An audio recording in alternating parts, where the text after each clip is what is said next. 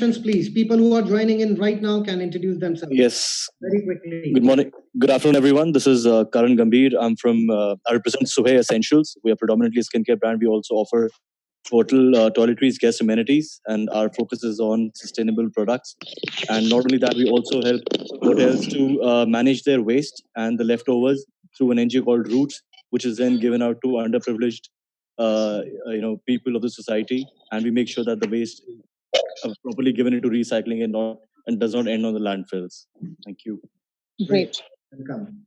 Good afternoon, everybody. I am Karamji Solanki. I am purchase manager at Hotel Crown Plaza, Rohini, Delhi. Welcome, Mr. Solanki. Thank you. Welcome, Solanki sir. We have Mr. Manish from Myanmar, CFO with Hatu Hospitality and one of our past speakers. Welcome, Mr. Manish. Hello. Hello. Yes, please. Hello. Good afternoon. This is Avdesh from Reddish and Blue, Faridabad. Welcome, Avdesh. Welcome. Hi. I'm working as an executive housekeeper. Great. Manish, can we have your introduction? Hello Hello. हाँ जी नमस्कार मैं Manoj Batra Namaskar, sir. हाँ मैं अपना introduction देना चाह रहा था जी, please. दे सकता हूँ ओके थैंक यू बिल्कुल, please, sir. Good afternoon all of you और thank you for this opportunity. My name is Manoj Batra from Batom Vegetable Basket and I have in retail business in fruit and vegetables. I have also an app from Batom Vegetable Basket to delivery. Great, sir. Thank you. Thank you.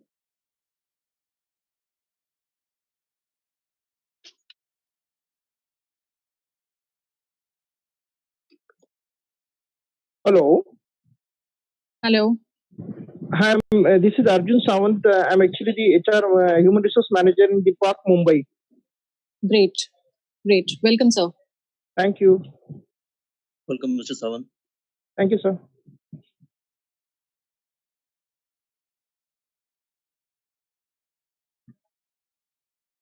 Good afternoon, Gurudat here. Good afternoon. Yeah, my name is Gurudat. I am from Bangalore. I am from HM Foods. We have a catering and also we have an outlet where we serve food on banana leaf, and we also have a door-to-door service. Welcome, South sir. Indian Welcome. meals. We are into Lovely, South lovely. Indian meals. Yeah. It's very nice to see a lot of Thank people you. from down south, especially Bangalore. So we welcome all of you. Hello, good afternoon, ma'am. Good afternoon. Good afternoon. Myself, Nitisha Sunroja. I'm from Class Group of Hotel. I'm there working as a reservation executive. Welcome. Welcome. Welcome. Morning, everyone. Good morning. Yeah, I am Rita Sharma from Neptune Container Line and Logistics. We are into freight forwarding and we are present across the globe for importing and exporting the stuff. Great.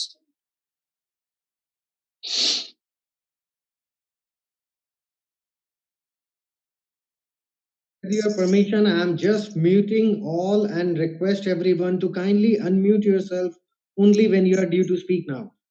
And with your permission, let's just start the formal episode of HSC, Happy Hoteliers Club.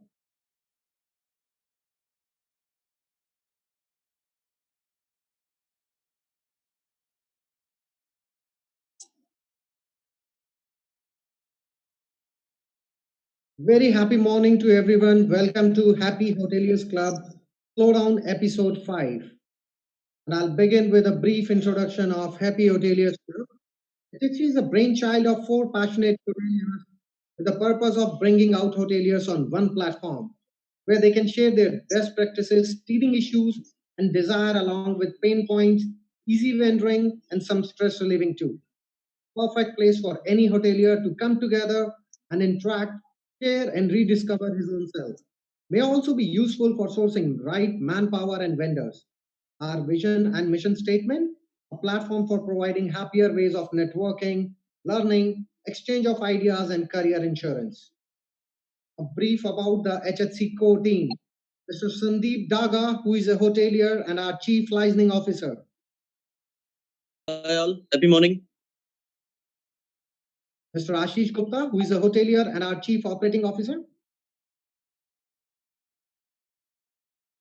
Hi all, happy morning. Ms. Tarandeep Full, who is a branding and PR expert and our chief demonstration officer. Happy morning to everybody. And myself, Dheeraj Agarwal, I am a strategist and IT expert and acting as a chief technical officer here. Very happy morning to all of you. At this moment, I would request you all to kindly spare a minute and like us on Facebook by visiting facebook.com/Happy Hotelier Club. Your likes, your comments, your questions would really help us work better, and that would be a motivation for us. So whenever you get a time, if you are accessing it from your phone, you are requested to kindly visit our Facebook page later on and give us some motivational boosting by liking us on Facebook. And before we go further, let me just take you to the recap of our previous episodes. So we had our episode 1 on 28th of March, where we discussed about the crisis which hotel industry is sailing through in the slowdown period, followed by our episode 2 on 1st of April, where we discussed about redefining sustainability and some strategies being adopted to keep morals of our internal teams. Then we had our episode 3 on 7th of April, where we discussed the probable impact on workforce due to slowdown, followed by our episode 4 on 14th of April, where we discussed about the fixed operating expenses of every restaurant, which are very high, and what exactly they have to do in current scenario to cope up with the situations. Now let me welcome you all to the Slowdown episode 5. Now I would request Ms. Tarandeep Full to kindly introduce our guest speakers for the day. Thank you, Dheeraj. We welcome our special panel for the day today. We welcome Rudolph L.D. Cook. He's from South Africa. He's a senior managing partner for C34 Collection. It's a hospitality industrial management service company which is offering many services under one roof, from culinary art to pricing to procurement to point of sales, SOPs, and inventory control system. We welcome you, Rudolph. Good morning. Thank you very much for having me. Welcome. We also welcome Mr. Vivek Suri. He's a CEO of Kitchen Rama Food Service Equipment Private Limited, a veteran in hospitality sector with over almost 40 years of experience. In 2003, he set up his own company, Kitchen Rama, and one of the pioneers in India for commercial kitchen equipments. He helps in planning kitchens in hotels, restaurants, cinemas, and catering units. We welcome you, sir.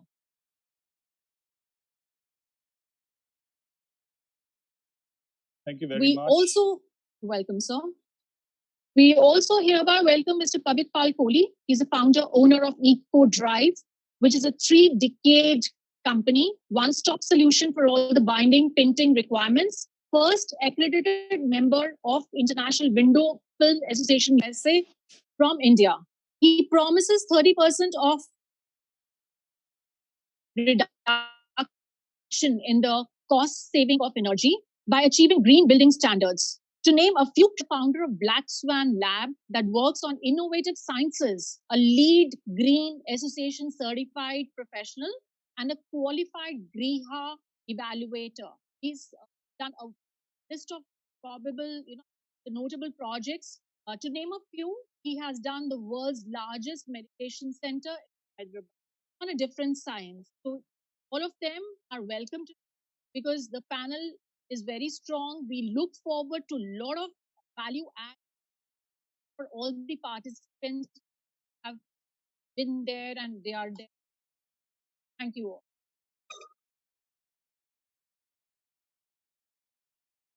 So I would request Rudolph to take this first topic before I go to serve. Rudolph, we just wanted to know, how can we handle the major operational costs of energy, water, and other scarce resources in a better manner? The main objective is to reduce the costs from a hospitality perspective. Kindly throw some light from an international perspective.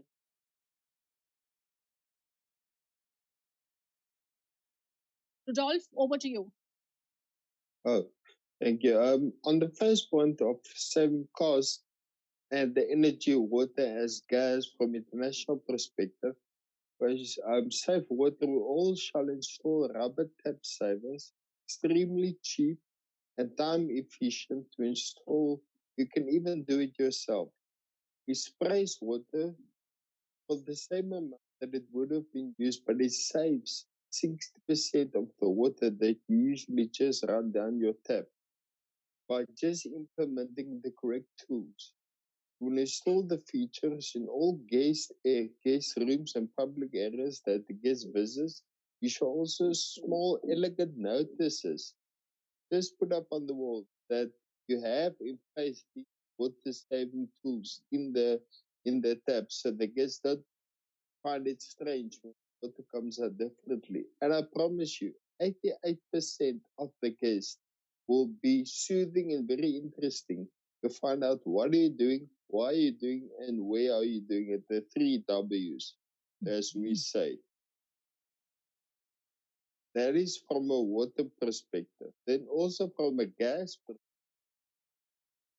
where we have in hotels, restaurants, we send the internal auditors to do a manual gas check and report the usage daily, weekly, and monthly. And by that, you cut down the cost by 64%. And I have seen it happen in the past at Grand West Casino as well, where a gas account for 150,000 rand cuts down to 82,000 rand just by not trusting the process and actually raising the awareness to save such factors. And those was all variable costs where you can easily save on your variable costs like telephone accounts, your gas accounts, your electricity, all of that. That is the quickest area where you can save onto that. As well, when we get to the food side of things, also you control your potential usage by costing correctly, implementing awareness in the kitchens for not over catering, and then you have a potential stock on hand to what you should have according to your recipe, and then your actual stock on hand, which is what you physically have available in your kitchens. And by that means you have almost a zero amount of variance. That's wonderful, really. And we all at C34 Collection, we all contribute to having the best out of to create a sustainable saving environment.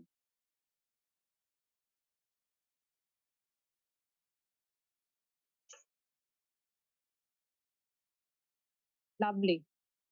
So,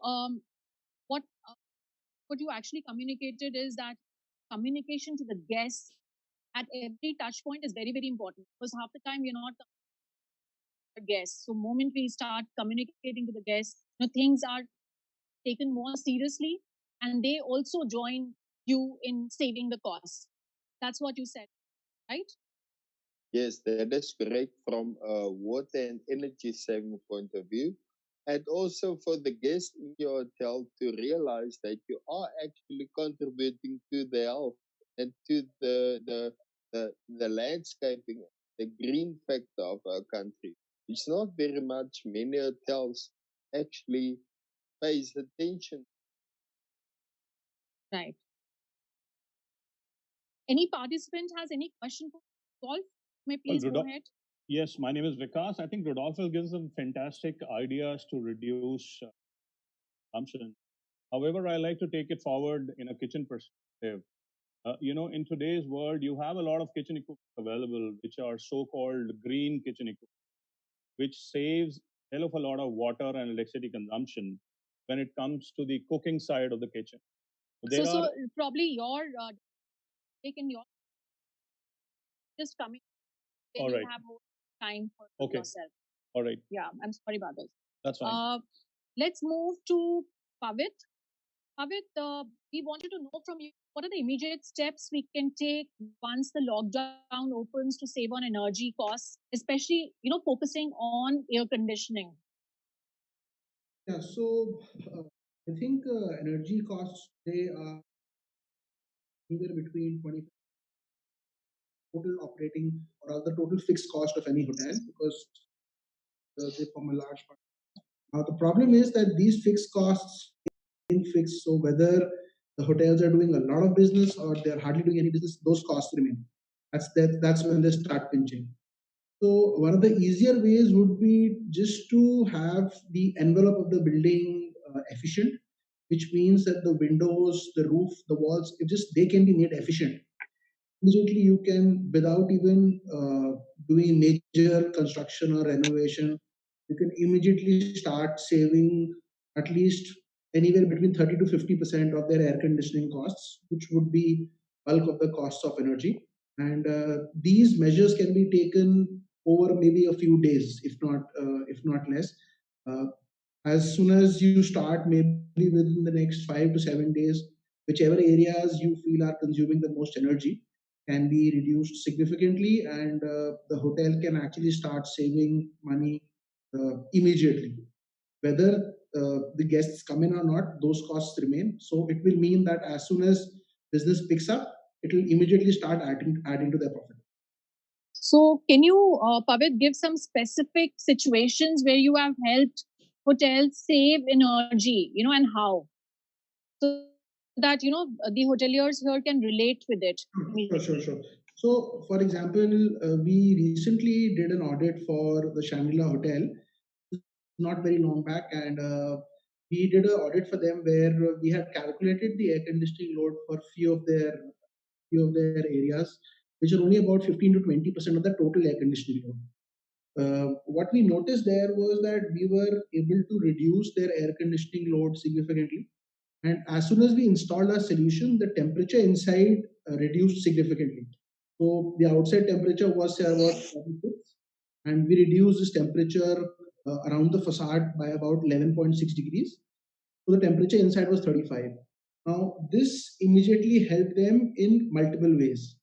One was that because the hotel was a lot cooler, so it became a lot more comfortable. So the guests were quite happy with the ambient temperature. The second was that the air conditioning load dropped significantly. So here, if you look at the air conditioning, with each of these areas, the air conditioning load dropped. And the biggest part was that as you have increased the air conditioning load, you've started to save energy simultaneously. You actually have a situation where you have not only reduced your costs, you've also made your guests more comfortable. And at the same time, you've also reduced your carbon emission. So you're actually, we in fact have something like Rudolph said, we also have a triple W protocol where it's a win for all the stakeholders. It's a win-win for the guests of the hotel. It's a win-win for those who are operating the hotel, and it's also win-win for the environment because every building has some environmental impact. Immediately by installing this solution, we are actually reducing the environmental impact, and the guests are more comfortable, and also they are saving energy. And this is only a part of the cost that they are saving. In a lot of cases, the hotels spend a lot of amount on renovating and keeping the hotel fresh. Our solutions also make sure that the life of the interiors are extended multiple fold. So these are some of the ways where immediately from maybe just 5 to 7 days of starting the hotel, you can immediately start saving and have not only a more efficient hotel, but also a more comfortable hotel and a greener hotel, which is exactly what our company stands for. So, in terms of if we talk about India, there are many 5 stars, 4 stars, and standalones. So the number is quite huge, including, I think, the quick service restaurants, because all these things are important from their perspective also, because they have a guest space there, right? So, what do you think from India perspective? How many people are already aware of this product, and how many are still to be educated? I would say that we've done over maybe about 30 hotels, and Okay. with most hotels, what we've noticed is that the engineering team is surprised that this can be actually achieved. So the reason we had introduced audit services were that we actually do a physical audit, give them the numbers, and calibrate and show them that this is actually possible. So what we've noticed is that so this is for the Shangri-La Hotel. Their engineering team was actually said that they are the first ones that we've heard are offering anything like this, where you're actually going to save money at the end of the day, because they have primarily looked at it as an expense that they are going to be installing something to make the hotel cooler. So in their mind, the perception was that it's a cost, whereas Okay. our thing was that it's not something that you should do for your guests, but it's something you should do for your balance sheet and also for your environment. So you're, Right. like I just said, that you're actually a greener hotel, a more leaner hotel in terms of costs, and it also adds on a lot to guest comfort. Right. It's very important to look at your P&L eventually, and indirectly you are doing a lot of positives for the society. In terms of saving on energy, of course, also impacts. Suppose it is a lobby. I think it impacts a lot on even the upholstery, because if the white glare is not coming inside, the sunlight is not coming, you're also benefiting on saving your upholstery and keeping it, maintaining it for a longer duration of time, isn't it?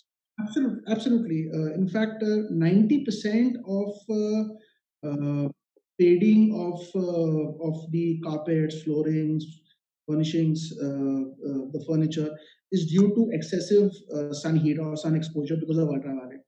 Our solutions actually take care of 90% of them. You're actually going to be at least extending the life of your interiors by at least 4 times, which means that if you're looking at a sofa maybe fading in say maybe about 12 to 15 months, given that it's exposed to direct sun, especially in the lobby areas, that life would be at least 3 to 4 times, if not more. Right. We would like the participants, in case they have any queries, they can put questions to Pavit Pal. Certainly, Pavit, I have a question here. I mean, in this entire thing, I see a major reduction in the cost and hotel being greener. On the flip side of the same, do we believe that the building would be deprived of natural light? No, not at all, sir. We have so this is something that most hotels are very concerned about. And we have solutions. We, in fact, have a particular range of products. It's called EcoVision, which is designed keeping in mind that whether it's a residence or it's a hotel, nobody really likes a dull house or a dull interior. Because so we have this series of products which are not only allowing up to more than 70% of the light, they are at the same time reducing the heat significantly. So we are actually also a very, very good cost effective solutions to double payment for a hotel is a very, very expensive proposition. They do this to make their building energy efficient. Rather than replacing the windows and renovating the entire hotel, our solution is very simple, where we can just superimpose our coating on the glass. The visibility will remain as it is, and at the same time, you will reduce the energy cost. That's awesome. Thank you. In fact, I'll go ahead and share something that we are going to introduce. There are many parts of the building where during some parts there's excessive light and glare and heat, for which customers may complain, or occupants of the hotel may complain, and during the other times they are not. So we're actually introducing something known as a gradient film, where product becomes a glare control feature, where it controls the glare during the when the sun intensity is high, and once the sun intensity is low, our coating clears up and it becomes just like a clear window. Great, Pavit. It was quite insightful. So we'll move on to the next question, which is, I think, the most important in terms of also, for the F&B part, and that's the kitchen. Because kitchen also consumes a lot of energy. and that is something which is always part is also on, because a hotel or a restaurant actually sustains on it good food, the equipments which are related to it. So I think none other than Mr. Vivek Suri, he can really throw wonderful light on all this. Vikas Suri. Mr. Suri, sorry about this. Yeah, that's okay. Can you please throw light on this and take the participants forward? Yes, as I said, there are a lot of kitchens today which are available, which are green in nature. So starting with basic cooking, a lot of these large cooking batteries are nowadays being replaced with slightly more expensive but better on return on investment with products like combi ovens, which has a faster recovery period, lesser in terms of energy consumption and also water consumption. So they are some of the products which where you put in food and it comes out one in a very shorter time and also consumes a very limited amount of energy and water. Now, there have been systems which are available in the world today, which are called smarter kitchens, where actually companies are working and they work in tandem with each other. So what happens is, imagine yourself, cooking a biryani. So first of all, it's being cooked absolutely in terms of contactless time. The moment you put in a biryani, it basically starts to cook, and the moment the combi oven is about to finish cooking biryani, it sends the signals to the cloud, wherein the pre-chiller actually starts up minutes before, so that it's ready to receive that biryani. So these are the kind of kitchen equipment which are available, which consumes lesser energy. Then you have things like dishwashers, which are using very less water nowadays compared to what you used to get about a couple of years ago. I mean, to give you an example today, that a typical dishwasher earlier used to consume about 6 to 7 liters of water every cycle. Now it's using about 2.5 to 3 liters max. So these are the kind of consumption patterns you have in kitchen equipments which are lesser and dearer to use in your kitchen. Lovely. There you are. So, Mr. Suri, are there any new products which you feel can be adopted by the F&B and the chefs in their respective spaces? Especially after the COVID-19, are there any new inventions which are on the way, or something which has already been being talked about right now? So a lot of things, I mean, if you look at it post COVID, I think what's going to happen is there are things like people would want bookings through their apps. So this is what people are looking at, and there are a lot of companies who are already working on this. Then once you enter, people are looking at probably QR scanner code ordering systems. So there again, there are a lot of Indian companies also who are working towards it. So once the things are ordered, people are expecting better, cleaner, hygienic kitchen equipment where contact to the food is lesser. There, the combi ovens kick in.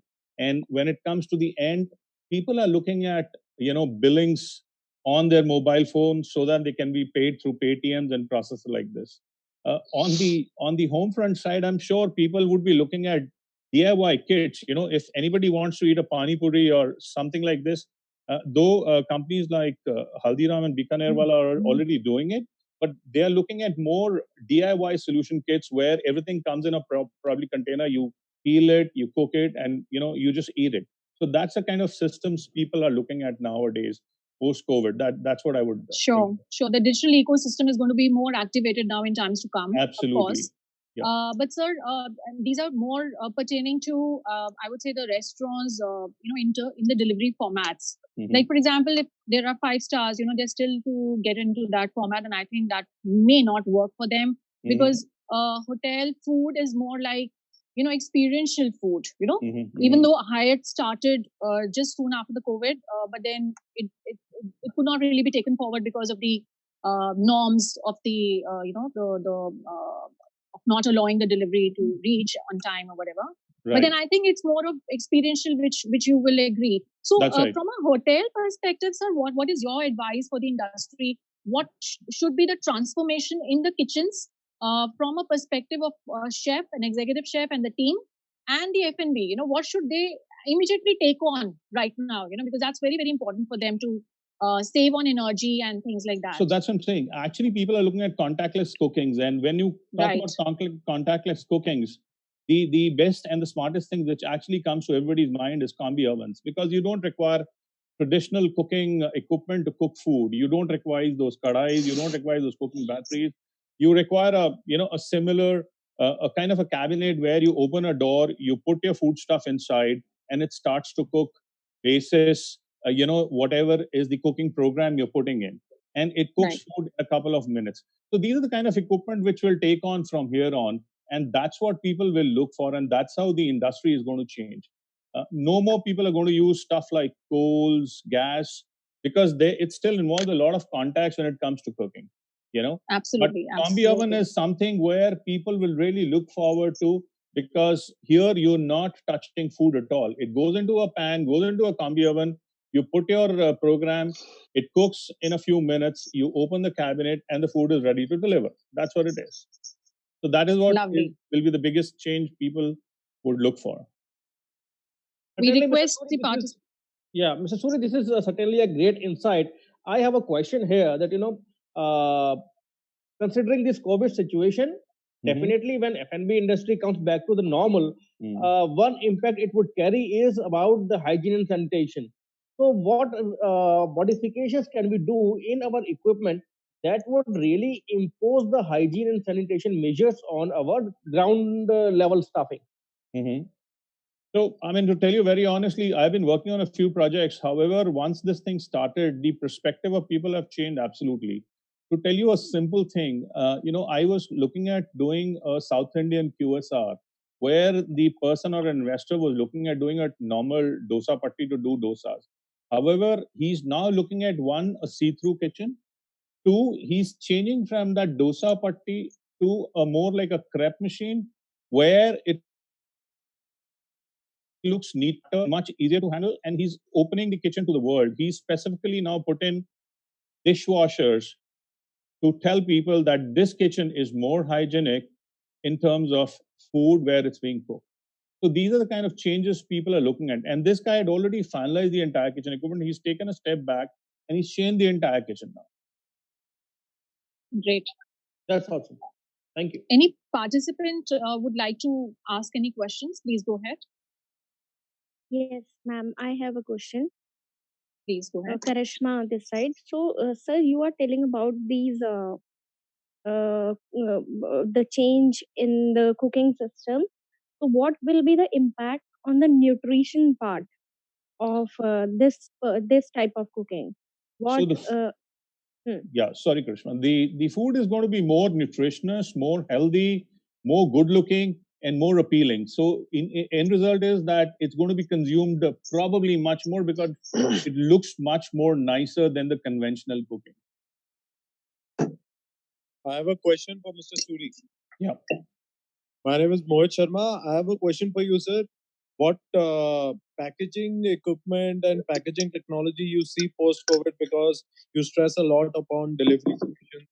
So our the packaging industry also have to improvise on these solutions and how we can make it more efficient and how a delivery of those can be contactless or can be sanitized.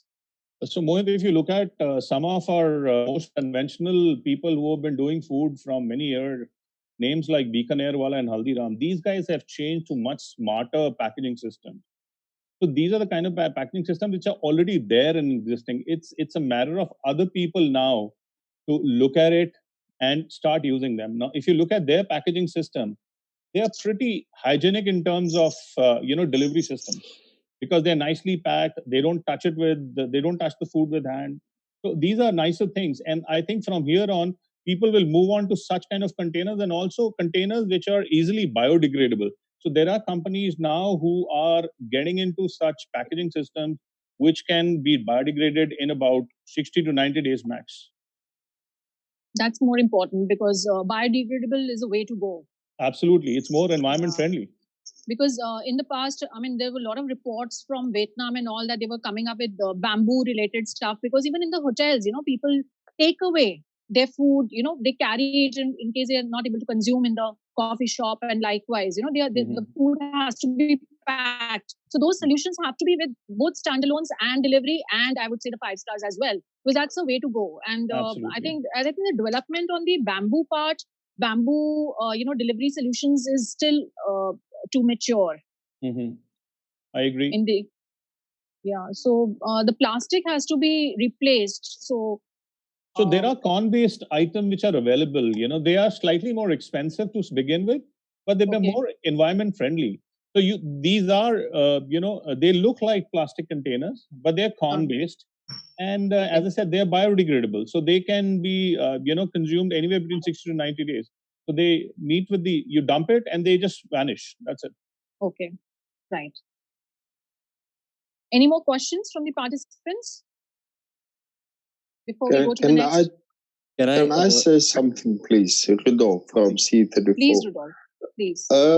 I have worked with the Kava group of restaurants, which were 7 restaurants throughout South Africa, where I was the executive production chef, where we worked with the sous vide process, which is better known as the precision cooking, where you actually cook the meat and the fish to perfection in water to a certain degree.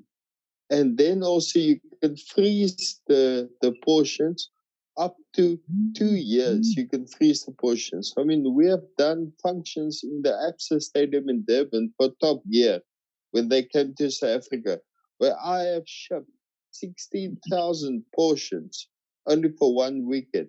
And that is very simple and safe and green to store and to prepare the food again, which enhances your ticket time as well. Then you can send out the main course meal between 10 and 12 minutes. Right. Thank you. Thanks for the inputs and insights. Let's go to the next question. And I would request Utsav Gupta to please answer this question. Utsav, since you are an architect and you are into the science of creating buildings, from the saving energy part as well. Now, there are two situations right now with the hotels and hospitality overall. So the structures which are already done, one is that, because we all have to save on the cost, the moment the lockdown opens, there has to be some hacks which every hotel, communicates to their teams down the line to save on energy, because the buildings are already done. We can't revamp it. We are not even looking at, any kind of investment to, be heavy on our P&Ls. The point is that whatever we are ready with, what are the hacks which we can adopt? Number one question. Number two is, in future, because the blueprints are already ready for a lot of hotel chains for more hotels, but maybe this year or year or two, we may not actually take it up. But then let's talk on future projects as well as the next question. How they have to be sustainability compliant, ready. What are the mistakes which people do, and how it can be looked at from a different angle. Over to Utsav. That's a very interesting question. You see, architecture is more of the science of what we can do while we're creating. And therefore, if there's something already created, which is the existing structures, without investment, changing some things is going to be a very strategic course from this point forward. So there's something that we insist while designing is some metering. So now is the time that hotels can pull out the reports and see what's actually going on in which zone, and they can decipher all the energy consumption patterns based on each of the properties, that are happening in their properties. But if we generalize the overall impact about where the energy is going and where during the COVID time, how can you slash down the cost and things like that.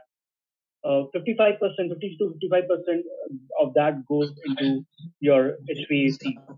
14% goes on lighting, 5% goes on laundry, 13% goes on hot water.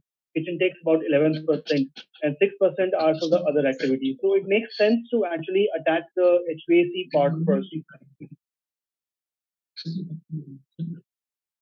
And that's COVID, even post-COVID, the occupancy is going to take a hit for a while, and therefore it makes sense to figure out how you can dynamically shut down some areas, what your structure allows, what your AC planning allows, what your electrical planning allows, and how can you identify those areas that can curtail the back-end energy users as well as the front-end energy users to be able to drop the energy consumption for a while. So certain things like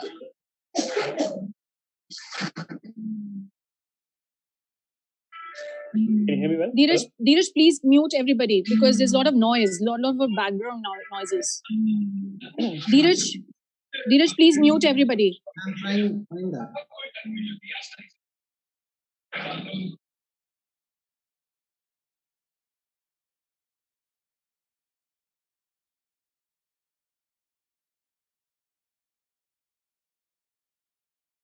Yes, sir. You can unmute yourself and you can go ahead, sir.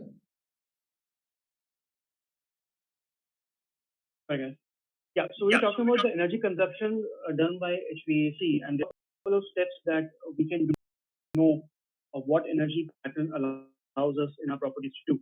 For instance, if there are two chillers placed in your property, and your occupancy pattern shows that you can actually switch off one of the two of them, you can actually blockade some area out so that the energy over there can be curtailed, and that's the instant way to cut down your electricity bill. Also, you can increase your blow down cycles. That will also help you reduce the water usage. You can you can replace the water and the chiller system for a while, and that will help us curtail the water consumption. There are a couple of things that one can do while considering the energy. The common areas you can usually the hotels operate on 22 degrees Celsius. We can increase the temperature to 25 degrees Celsius in some of the areas. That instantly makes an impact on how much energy is being curtailed in the HVAC part.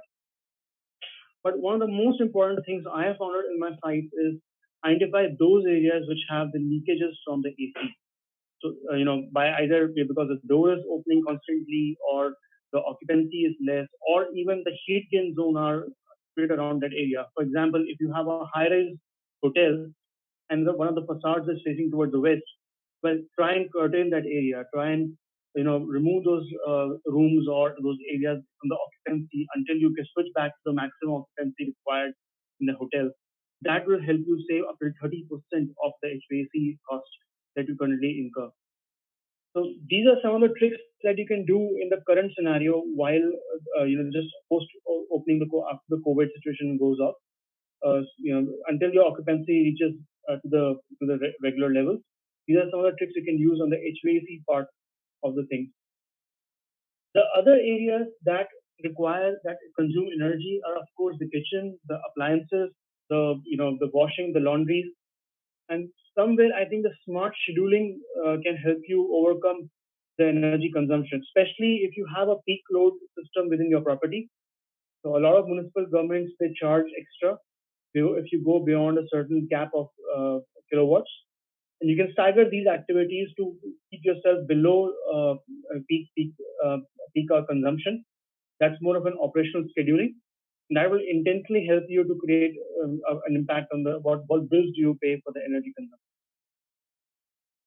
So I think in a high level, I would advise these strategies. If you can apply them, you're going to save a lot of money post COVID operations happen. Currently.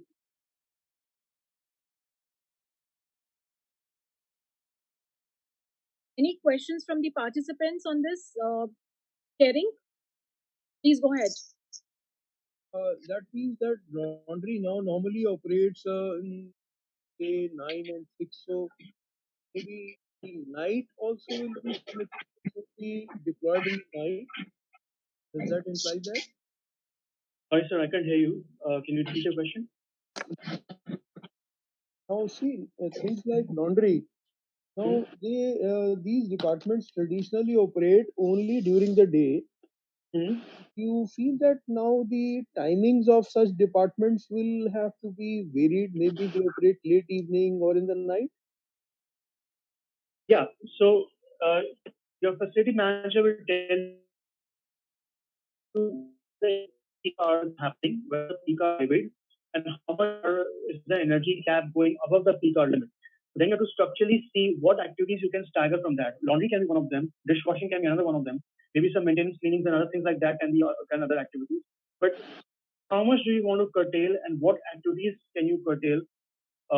First there has to be a quick analysis, since the we are looking at a zero investment. It has to be a quick analysis of your energy consumption patterns to know how much are you actually going above the peak hours. Peak hours, they charge about 30% over and above the regular tariff. So just by staggering these activities, you can instantly drop down by 30% of energy costs. So it's worth doing that. Good afternoon, sir. Hi, good afternoon. Sir, this is Arjun Sound from the Deep Park, Mumbai. So basically, now it will be a word after post COVID when we open the hotel. To give our like laundry service or maybe kitchen stewarding service outsource, or we should do it in house only, because again that is affecting our maybe the cost part is there, but then again the surety of the cleanliness and everything that goes haywire. Yeah, so this is more of a business question. You got to see your cost structure. You got to see the values of your customer. Are they feeling more safe if you outsource, or are they feeling more safe if you do it in house? Of course, you have to also see the investment, and see how it plugs into your overall scenario of the financial model. I think that will drive this answer. Yes, thanks. Can I just add something to that question, please? May I go ahead, Mr. Gupta? I do. If I just want to say something is, I mean, when the corona period is over and the lockdown is completed, things aren't going to go back to the way it was immediately, or even within 6 to 12 months. So better by accepting the methods, the COVID-19 and lockdown period has forced upon the hospitality industry. And on the laundry type, I would suggest to rather do it yourself, because occupancy is not going to go up above, say, 25% if we are lucky in the hospitality in the beginning, in the rooms. So rather do it self in the hotel, and that will save you cost as well as contamination for the COVID-19 that is still in the global atmosphere. So it will also include less people who come and fetch the laundry from the hotel, take it to where it gets cleaned, ironed, and then to bring it back. So I would suggest rather do it yourselves in your property. That won't be as expensive as we all are used to as it was in the past, because clearly with an 80 to 100% occupancy, no hotel can do it for cheaper than an outsourced company. And then also you can look at different products and solutions to use that will save you cost and is 100% green, like IQ Green Solutions, where you can scrub pots, pans, you can clean the rooms, toilets, you can even put it in dentist filters and clean their filters as well. It's IQ Green Solutions. It's from Russia. It's 100% green. That's from my side. I would suggest to do it in-house, that it won't be as expensive and won't contaminate so many people involved. Thank you. Thanks, Rudolph. I think what you're basically highlighting is that we have to accept that even the post-COVID, the occupancy is not going to be the same as before. And not just laundry, I would extend this phenomena to for every department of the hotel industry to figure out how you can dynamically downsize. Whether it's from the facility point of view or from clinic point of view, which parts you can step down, which part you can stagger, which parts can you stagger in a way where the equipment where you used to have 3 equipments and now you can only use 2 and save energy. The dynamic planning is what is basically I'm essentially pointing out towards. We are extending into all facets of the business. And currently, earlier you asked me what changes one would like to see in the new perspective. I guess the creation of the resilience and the flexibility within the new infrastructure. Please go ahead. Yes, please. Just like that, earthquake design. I think now this pandemic has really created a situation where one must look at the industry as a whole and understand what are our risks and try and bring that into the design process.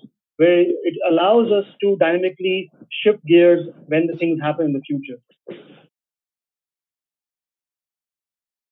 So, in terms of future planning, because obviously this is still to be seen, because right now the hotels will be just trying to work their ways, post the crisis and try to survive, I would say, for some time before they even think of adding any other property in their kitty. But then, you if you can share some, insights on that part, that when we do the future planning, what is the right way to do? Because normally we just hire an architect, we get the drawings done, and then we hire an interior designer to implement it. So, but then what is the right way forward? If you can just share in a minute, please.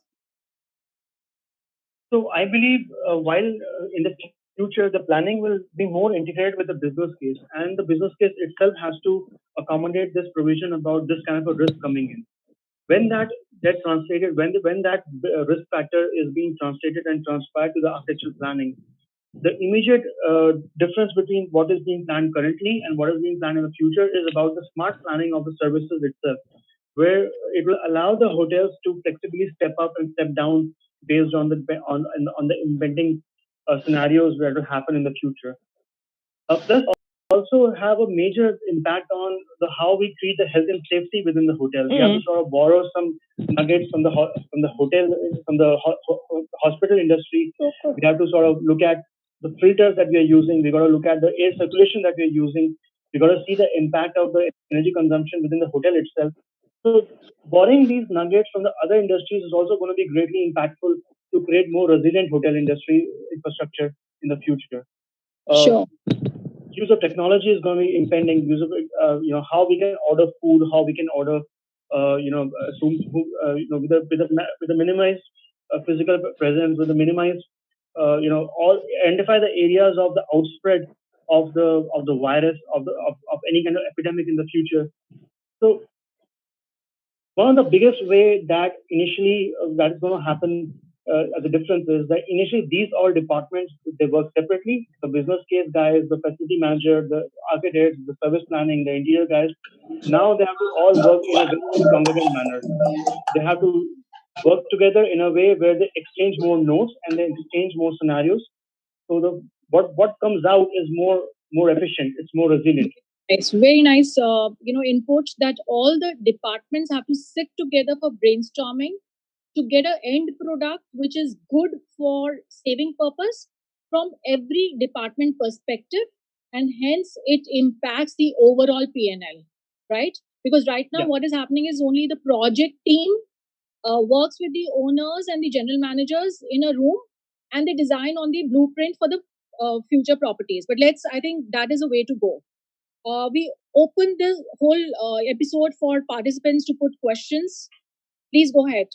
Yeah, this is Dr. Mehra and Dean School of Hospitality, Galgotia University. Now, as I am with Rodolph and the other speakers, see, now we are in April, let's not count it. May, June, July, August, 4 months are certainly very, very uncertain. September, October may be a shade better. But virtually till October, the tourist is not likely to move. The business traveler by force will have to move. So the movement will be naturally restricted. Possibly in the months of November, January, and February. These 4 months, as I see, seems to actually tell us where we are for 2021. But the overall costs, the fixed costs certainly don't go down for a luxury